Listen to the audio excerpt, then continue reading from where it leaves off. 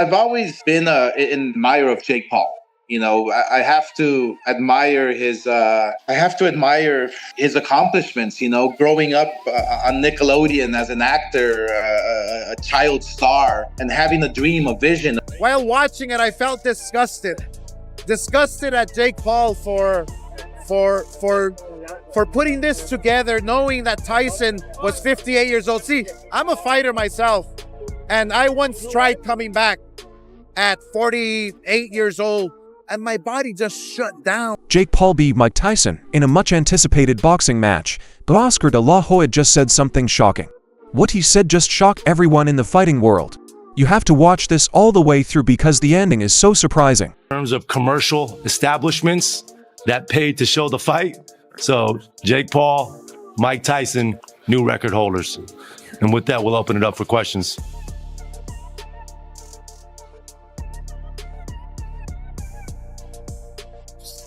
Hey, Jake. Andreas from ESPN.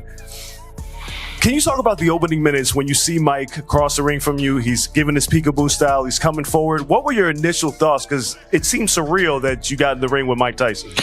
Yeah, I was just so prepared. I've gone through the moment so many times in my head and meditation and stuff like that. So it didn't faze me. And I just felt at home just because I'm on the path of riding my destiny. And when you're really close to God and on the path of your destiny, you just feel everything so much more and you just know what's going to happen ahead of time. Fans were thrilled when they heard that Mike Tyson was going to fight again after almost 20 years. Iron Mike is still one of the most recognizable names in the sport. He's like Michael Jordan for boxing fans. They couldn't wait to see the baddest man in the world back in the ring. First of all, thank you to Netflix, an unbelievable partnership that started in November of 2023. We had a vision on what could be the biggest fight in history, and on Tuesday, with our partners at Netflix, we'll come out with the results of what tonight looked like. We had a gate of over $18.1 million, a record for the state of Texas, double what Canelo did when he fought here the last time post-pandemic when demand for tickets was much higher, and it is the highest gate in boxing history in the US outside of Las Vegas. And it happened with a young man who's 4 years in the sport and a legend, an icon in Mike Tyson, who came back and, put on an amazing show. We actually exceeded Floyd Mayweather and Conor McGregor in terms of commercial establishments that paid to show the fight.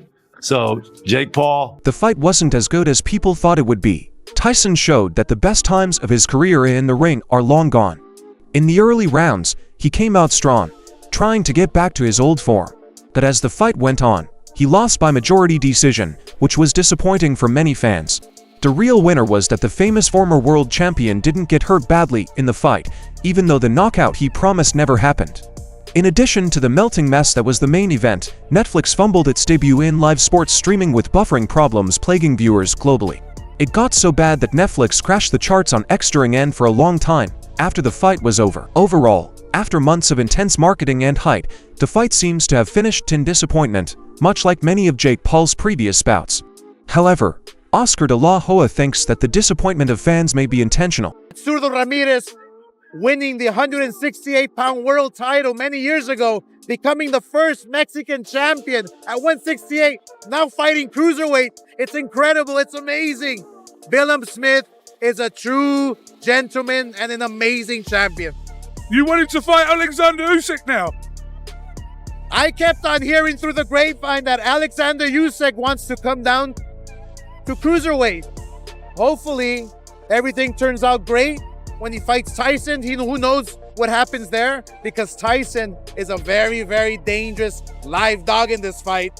But if Usyk decides and wins and decides to come back down to cruiserweight, then the Zurdo fight is right there for him. Kevin Farmer's team believes that they won a very close fight. How did you score that, Oscar? I had it 1 point up for William. He had the relentless style. He kept throwing punches. Talks to the press at an event in Riyadh, Saudi Arabia. Oscar de la Hoya didn't mince words about his disappointment in the Paul vs. Tyson fight. I actually did. I actually watched it. And while watching it, I felt disgusted. Oscar said, when asked about whether he watched the Paul vs. Tyson fight, Then he criticized Jake Paul for fighting an old man when he should be going up against those closer to his age. He also suggested an opponent for Jake Paul, and no surprise his choice is Gilberto Ramirez, who defeated Chris Billam-Smith via unanimous decision to clinch the WBO Cruiserweight title. But that is not all the golden said. Not at all. Oscar went ahead to point out that the fight was rigged. Yeah, you heard right. According to him, there were fighting sequences that supported his point of view. What did you think of the fight? It wasn't a good one. It wasn't a good one. Yeah. Yeah. Overall, how'd you just see how Jake fought, how Mike fought? Well, you know, you can tell something was wrong with the Tyson leg. That the knee. So he couldn't. His balance was off. Oh, that's crazy. You noticed that. I just talked to his trainer and he told me that exact thing. Yeah. His balance was off. His balance was off. Yeah. Yeah. Wow. You know, overall, like, how do you see Jake growing from this, and who do you want to see him fight against now? Well, you know, I'm like, he's a pretty good fighter. Interestingly, De La Hoya is not the only one who thinks the fight was rigged and didn't respect the spirit of competitive fighting. Several professional boxers share his point of view. For instance, former boxer Carl Froch has called the match scripted and fake. For those that don't know, Froch had criticized the 58-year-old Tyson for possibly following a script in the most recent press conference to hype his and Paul's upcoming fight. Now he has repeated his comment after watching the fight last night in a brand new video uploaded to his YouTube channel. Froch on Fighting Froch added himself to the seemingly never-ending list of former or active boxers who didn't enjoy the Jake Paul vs. Mike Tyson fight. The 47-year-old Froch has expressed his dislike of Paul in recent years and has even challenged him multiple times on social media. But none of his callouts to the 27-year-old have proven to be effective enough to land him a big money fight. Carl Froch, despite not being a fan of the fight between Jake Paul and Mike Tyson, hoped to see the former get flattened during the fight and was clearly disappointed with the outcome. Once again speaking in a video uploaded to his YouTube account, Froch revealed he is very much rooting for Tyson to get a big co-win over the problem child before the fight, but has also admitted he wasn't surprised since the fight was rigged. Up for William. He had the relentless style. He kept throwing punches. I mean, he lands punches like no other fighter. Tevin Farmer is a great fighter. He told me after the fight, look, I want to come back and fight for you. Absolutely. Tevin Farmer will be champion one day. Oscar, let me ask you your opinion about last night. Did you stay up to watch Mike Tyson and Jake Paul? I actually did. I actually watched it, and I felt, while watching it, I felt disgusted.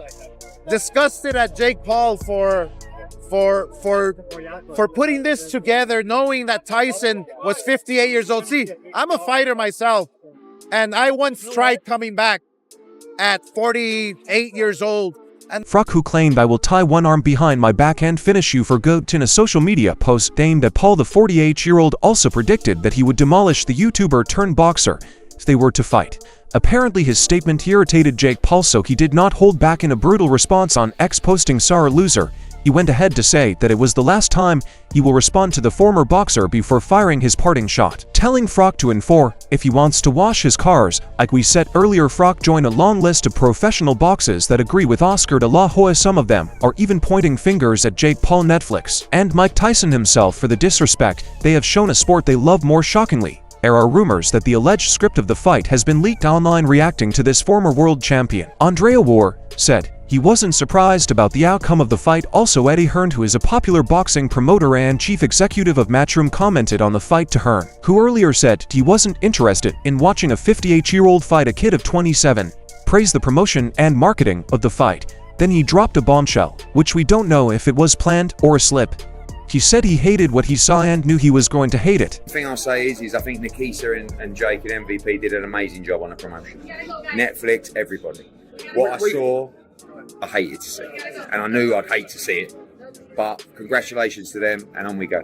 Thank you. Radio Raheem with Eddie Hearn. Furthermore, the biggest growing star of Mayweather Productions, Kermel Mode, who recently increased his victories in the ring to 6 wins from the same number of fights, spoke about the alleged scripted fight. Although he wasn't at ringside, he saw the leaked script a few minutes before the inception of the fight, and then he wrote, "I saw it playing out that way. I just didn't want Tyson to be knocked out." How are you? How you doing, champ? Hey, good, man. What did you guys think? Well, it was a good fight, great event, and I'm glad that nobody got knocked out. Any message for Mike? I know you visited him before the fight. Yo. Proud of Mike. You got any match?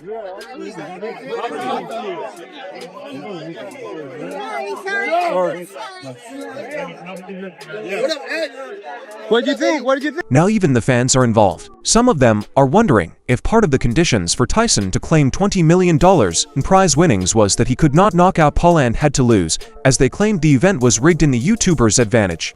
One user wrote to X.com, formerly Twitter, "Right here is where Mike said, 'Whoops, I got to stop, or I won't get paid.' Rigged, Pat's a second," adding a lot of comments saying it was planned. I agree and add that it seemed like Jake wrote the story whilst a third wrote, "All Mike held back the whole fight." At any point did you start to take your foot off the gas just a little bit because you noticed he was tiring out? Yeah, definitely. Definitely a bit. You know, I wanted to give the fans a show, but I didn't want to hurt someone that didn't need to be hurt. Did you carry Mike? Yeah, I mean, a little bit. Yeah, like there was a point where, you know, I was just like, okay, he's not really engaging back.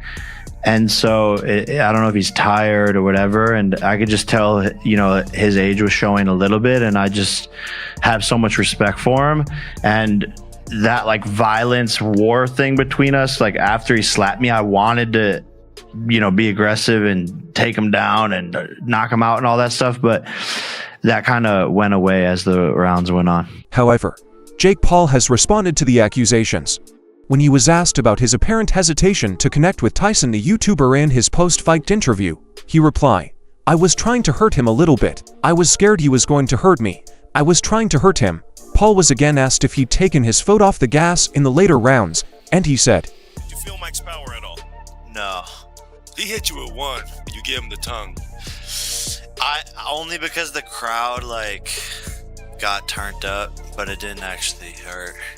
But I mean, no one's punches have like really hurt. I got buzzed a little bit against Tommy Fury, but that's about it.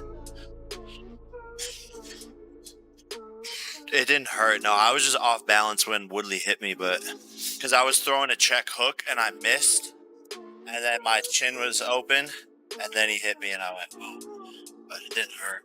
"Definitely a bit. I wanted to give the people a show, but I didn't want to hurt someone who didn't need to be hurt." However, he looked cool as he gave the answer while many fans streamed out of AT&T Stadium, home of the NFL's Dallas Cowboys, although by that point many fans had actually departed already. Paul also said he did not feel Tyson's power at any point during the fight. When asked who he will face next, Paul said, "Anyone I want. Everyone is next on the list," and claimed this is the biggest event. With over 120 million people on Netflix, we crashed the site. Grandson of Muhammad Ali, Nico Ali Walsh. He has a similar record to Paul, 11 wins, 5 knockouts, only 1 loss, and he has been offered to go against Jake Paul himself. So let's actually ask you about that. Nico, would you fight Jake Paul?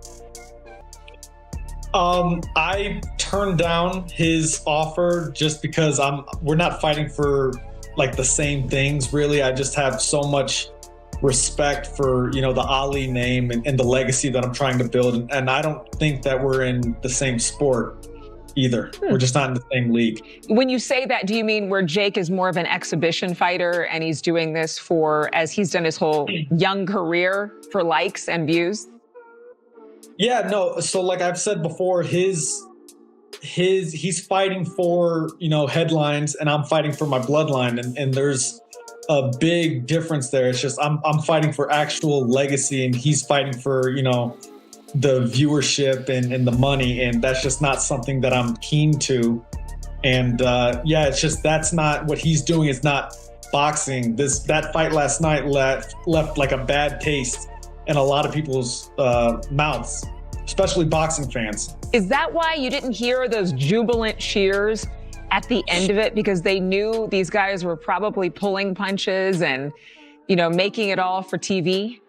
Yeah, no, it was, you know, it was so strange because after the fight, of course, you know, I don't really pay attention to the circus type fights, but anytime Mike Tyson is involved, and I'm sure, you know, everyone is the same way, they're watching Mike Tyson. If Mike Tyson was, you know, playing tennis, I'm sure everyone would have tuned in to watch that as well. I would have at least. So, but after the fight, there was no cheers. There was not even like really boos. It was just silence. I just think people were just dissatisfied with the whole thing. I think they realized that they felt scammed a little. They felt robbed a little bit, I think. The fight was initially booked to take place on July 20th, but had to be cancelled when Tyson suffered an ulcer flare-up aboard a trip, thus being postponed on medical grounds as Paul took on Mike Perry instead. And Iron Mike admitted he almost died and lost 25 pounds in the hospital, considering himself a winner for being able to get into the ring, which might be why he seemed to be so lethargic and unable to keep up with the 27-year-old.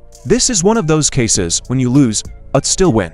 Tyson Word X, I'm glad for last night, no regrets getting in the ring one last time. While Tyson is obviously happy with himself, there are some people that are disappointed with his showing against Jake Paul. For instance, former heavyweight Tony Bellew said fans shouldn't tune in to watch Paul until he meets someone who is fit, healthy, and not a grandfather, while Olympic gold medal boxer Nicola Adams said Friday's result would have had a different outcome if Tyson was back in his prime. Additionally, past heavyweight world champion and one of Tyson's fiercest rivals during their heyday, Evander Holyfield, said the fight wasn't a good one with a rueful smile.